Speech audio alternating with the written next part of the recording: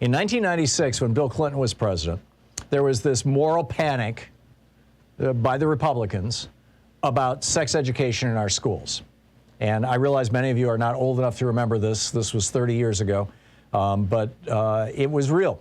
It was hysteria. It was, and there was this whole thing about, oh my God, they're talking about being gay in schools. Oh my God, they're talking about birth control in the schools. Oh my God, they, just, oh my God, right? It was the moral panic du jour.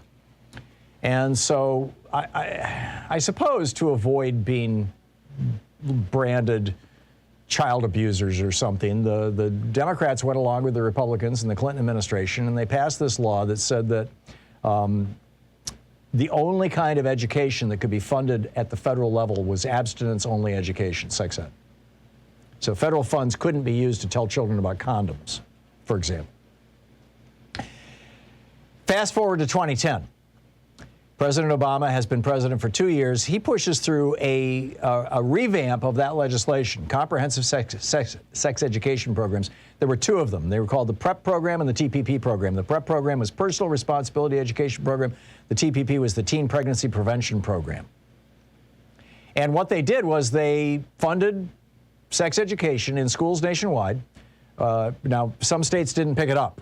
Right, it was available to states, but some states didn't pick it up, didn't pick up the funding, didn't do it in their schools. But they funded sex education that explained to young people how sexually transmitted diseases are transmitted, how pregnancy happens, basic stuff, basic sex ed. Well, now we can look back.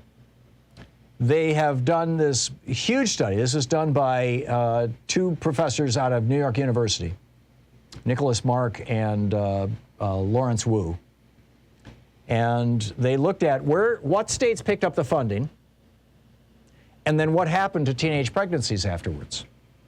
They examined teenage birth rates in 55 U.S. counties from 1996 to 2009. This was back when it was abstinence only, and then again between 2010 and 2016.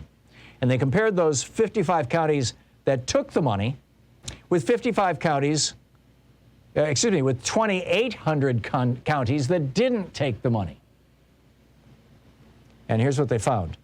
The birth rates, in other words, teenage pregnancy rates that are carried to term, among 14 to 19-year-olds in the counties that received the comprehensive sex education dropped by 3%. That's measurable. That's consequential. That's hundreds, maybe thousands of lives not destroyed by a 15-year-old becoming pregnant and just ruining her life for the rest of her life.